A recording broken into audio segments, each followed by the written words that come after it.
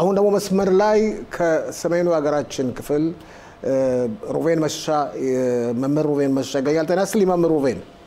ጤና ይስጥልኝ ፋሲል። እንዲሁም ከጹር አዳሳ ባልደረባችን ተስፋዬ ቢሻው ይገኛል። ጤና ይስጥልኝ ተስፋዬ።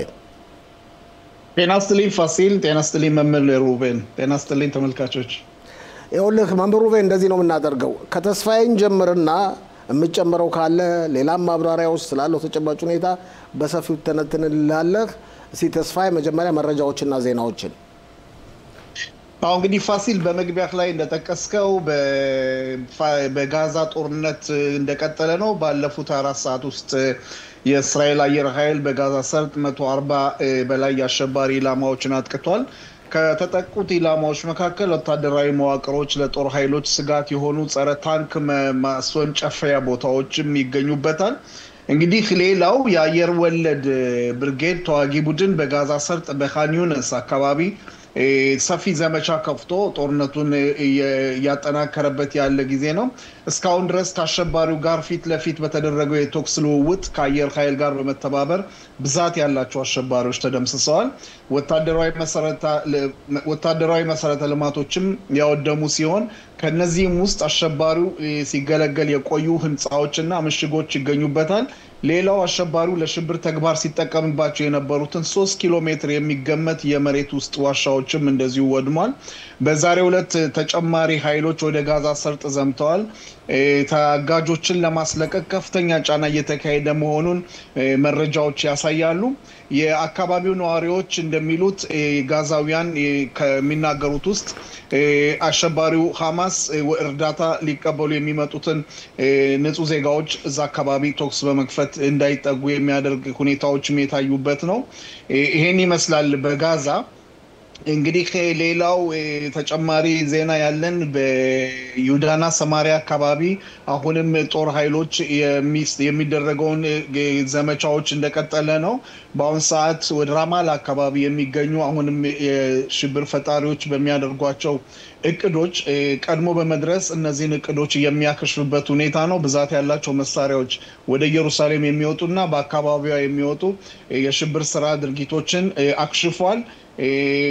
ይሄ ነው ያለኝ በአሁን ሰዓት ፈስፋሲ። ሩቬን ከሰሜኑ ሀገራችን ክፍል በእናንተ አካባቢ ያለው ተጨባጭ ሁኔታ ምን ይመስላል? ከዚህ በተጨማሪም ስለ ሌሎች ቦታዎችን መጨመር ትችላለህ? ኦኬ። አዎ ወንድማችን ቀደም ብሎ እንደተነተነልን ባዛ በኩል ያለው ሁኔታ ተገቢ ባለው ሁኔታ በደንብ አብራርቶታል። አሁን እንግዲህ ዋናው ጥያቄ ምንድነው? ባዛ ላይ የሚካሄደው እስራኤል የምታደርገው እርምጃ መጨረሻው ምን ይሆን የሚለው ሁኔታ ሁሉንም ቢሆን ሐሳብ ውስጥ ከቶታል። ይሄ አዛም ባስመለከተ ነው። ሌላው ደግሞ እስራኤል በዚህ በሰሜኑ አካባቢ ከሱሪያ መንግስት ጋር ድርድር ልታደርግ ነው በሚባልበት ጊዜ እንግዲህ ጁላኒ የኤልካይዳ ሽብር ፈጣሪ እንደነበረ ሁላችን እናውቃለን። ከኤልካይዳ ሽብር ፈጣሪነት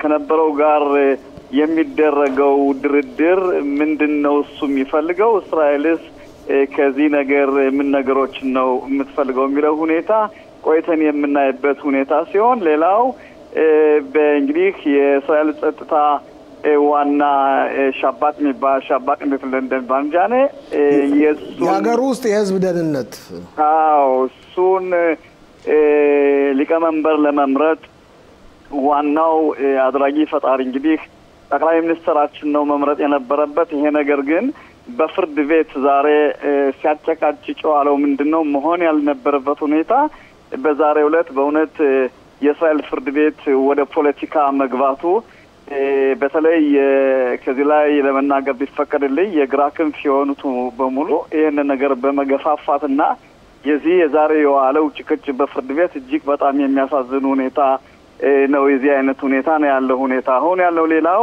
ተጨማሪ ነገር ምንድነው? በዚህ በአካባቢያችን ሁላችንም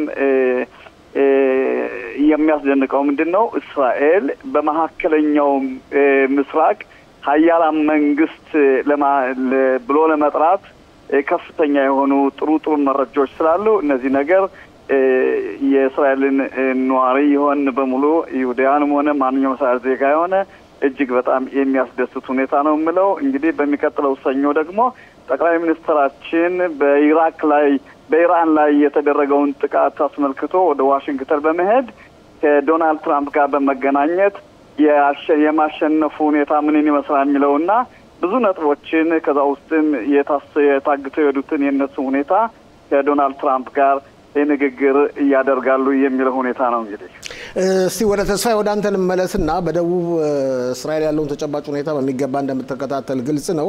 አሁን ሰሞኑን በአዛ ያለውን ተጨባጭ ሁኔታ በማስመልከት ድብደባው በከፍተኛ ሁኔታ እንደቀጠለ ነው። የእስራኤል ካቢኔ ልዩ ካቢኔ ሁለት ጊዜ ስብሰባ አድርጎ ነበር። ምን ውሳኔ ላይ እንደደረሰ እስካሁን ድረስ ግልጽ አይደለም። ግን ድብደባው በከፍተኛ ሁኔታ እንደቀጠለ ራስም ጠቁመዋል። ባለፉት 24 ሰዓታት ብቻ 140 በላይ ድብደባዎችና ጥቃቶች ተፈጽመዋል። ምን ሰማለህ ከነዋሪዎች ከሰላማዊ ዜጎች በደቡብ እስራኤል ከሚኖሩት? እንግዲህ ፋሲል በእውነት በደቡብ ክፍል በተወሰነ ጊዜ ስጋት ያልነበረበት ሁኔታ ውስጥ ነበሩ። በአሁን ሰዓት ብዛት ያላቸው ተማሪዎችም አሁን በረፍት ሰዓት ባሉበት ሰዓት ላይ እንግዲህ በተወሰነው ውሳኔ መንግስት በወሰነው ውሳኔ ዘመቻው የበለጠ ከፍተኛ ውጤት እንዲያመጣና ታጋቾችን በፈጠነ ሁኔታ በትላንትናው ዕለት የጦር ኃይሎች ኢታማዦር ሹም ታጋቾች ያሉበትን ሁኔታ ገልጸዋል። ያንን ሁኔታ እንግዲህ ቀኑን ለማቋጨት ሲባል የበለጠ ጊዜ የከፋ ጊዜ እንዳይመጣ ተብሎ እንግዲህ ጦር ኃይሉ ወደፊት እየገፋ በሄደበት ቁጥር እንግዲህ የደቡብ ነዋሪዎች ከሰሞኑ እንደሰማነውም ብዛት ያላቸው ወደ የቤታቸው እንዲመለሱ የተወሰነበት ውሳኔ ነው። ጦርነቱ ቢቀጥልም እንዲመለሱ ተወስኗል። ወደ ቤታቸው እንዲመለሱ በትክክል ፋሲል መወሰን ብቻ ሳይሆን ሲሰጣቸው የነበረው በጀት እንደሚቋረጥ ሁሉ የተነገረባቸው ሁኔታ ነው እና እነዚህ ሰዎች በየቤታቸው በሚመለሱበት ጊዜ ያው እንደምናስታውሰው በጋዛ አካባቢ የሚኖሩት ብዛት ያላቸው እንደ ኪቡጽ ሞሻው የምንላቸው እነዛ አካባቢዎች በተመለሱ ጊዜ ከዛ ያሉት ነዋሪዎች ይቅርና ቤትሸመሽ አካባቢ ያሉ ነዋሪዎች ራሳቸው በትላንትናው ዕለት በጣም መሬት ከመንቀጥቀጥ የሚሰማ ድምጽ ነው እንግዲህ ከባድ መሳሪያ የተሰማው እንዲህ አይነት ሁኔታ ላይ ነው ያሉት እና በአሁን ሰዓት ትንሽ የሚያደናግረው ምንድነው ይሄ እረፍት በአሁን ሰዓት የከተማው ከንቲባዎች የተሰጣቸው መመሪያ እንዳለ ሆኖ የበጋን ሆራት እንደ ማንኛውም ከተማ አስተካክላችሁ ፕሮግራም አውጥታችሁ ወጣቶችና ልጆች የሚዝናኑበትን ሁኔታ እንግዲህ በጀት የተሰጣቸው ሲሆን ግን ጦርነቱ ደግሞ እንደዚሁ ነው እና ወደ ከተማ ወደ ጋዛ ከተማ እየቀረቡ በሄዱ ቁጥር የአሸባሪው ሐማስ ምን አይነት መሳሪያዎች ቀርተውታል። እዛስ አካባቢ እንግዲህ አጥፍቼ ልጥፋ እንደመባሉ የአሸባሪ ዋናው አላማው ነው። ይሄንን ነገሮች ከመድረሱ በፊት ምንስ አይነት መመሪያ እንደሚሰጥ እስካሁን ድረስ የደረሳቸው ምንም አይነት መመሪያ ከመንግስት የለም። የራሳቸው የከንቲባዎች አባሎች የሚወስኑት ውሳኔ አለ። በአካባቢው ሳይርቁ እዛው አካባቢ ሆነው ልጆች ተማሪዎች የሚሰጣቸውን የመዝናኛ ፕሮግራሞች እንዲያደርጉና ከሚወጡም በኋላ ይሄንን ነገሮች እንደሚያደርጉ ትንሽ የሚያደናግሩ ነገሮች አሉ። እንግዲህ ከሰሞኑ ቀደምም መመር እንደጠቀሱት ጠቅላይ ሚኒስትር ብንያሚን ኔታንያሁ በዛሬ በመንግስት ስብሰባ ንግግራቸው ሲከፍቱ ያው በሚቀጥለው ሳምንት ወደ አሜሪካ እንደሚሄዱና ከፕሬዝዳንት ዶናልድ ትራምፕ ጋር እንደሚገናኙ ተናግረዋል። ይሄ ግንኙነት ላለው ስምምነት የአብርሃም ስምምነት ብቻ ሳይሆን የጋዛ ውሳኔ መወሰን እንዳለበት ነው። የጋዛ ውሳኔ የሚወሰነው በምን አይነት መንገድ ነው? የደቡብ ህዝብስ ይሄንን ውሳኔ እንዴት ይቀበሏል የሚል ጥያቄ ፈጥሮባቸዋል። እንግዲህ ከሚወጡት ከዚህ ሀገር ከእስራኤል ባለስልጣኖች የሚወጣው መመሪያ እንደሚያስረዳው ምንም የሚቆም ነገር የለም። በተወሰነው ውሳኔ የጋዛ ጦርነት ይቀጥላል ሐማስ እስኪንበረከክ ድረስ ትጥቁን እስኪፈታ ድረስና ታጋቾችን እስከሚለቀቅ ድረስ የሚልም አንዳንድ መረጃዎች አሉ። እንግዲህ ከሰሞኑ ከሚቀጥለው ሳምንት መጨረሻ ድረስ ስለ ጋዛ ሁኔታ የበለጠ መረጃ ይኖረናል ብዬ አስባለሁ። ፋሲል መምህር ሩቬን ወደ አንተ ልመለስና የሰሜኑ ሀገራችን ክፍል ያው በ12ቱ ቀን የኢራን ጦርነት ተደጋጋሚም ጥቃት ደርሶበታል። ግን ሂዝቦላ አስቀድሞ በመንበርከኩ ምክንያት ነዋሪዎች ወደ የከተሞቻቸው እየተመለሱ ነው። ቂርያት ሽሞኔ፣ ናሃሪያ፣ ሽሎሞ የመሳሰሉት ያለው ተጨባጭ ሁኔታ እንዴት ነው? አንደኛ ያለው ተጨባጭ ሁኔታ በእውነት በሀገራቸው ስደተኛ የነበሩት ወደ ሰሜኑ ክፍል እንዲመጡ ከፍተኛ ግፊትና ኩራት በተሞላበት የተደረገው ሁኔታ እንዴት ነው?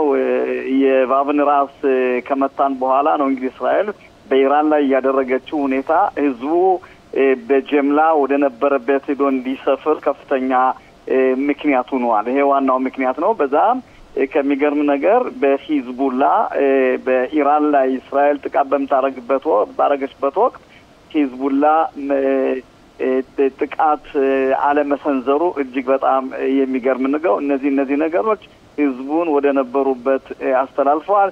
ወደ ነበሩበት እንዲኖሩ ወደ ሰፈራቸው እንዲመለሱ አድርገዋል።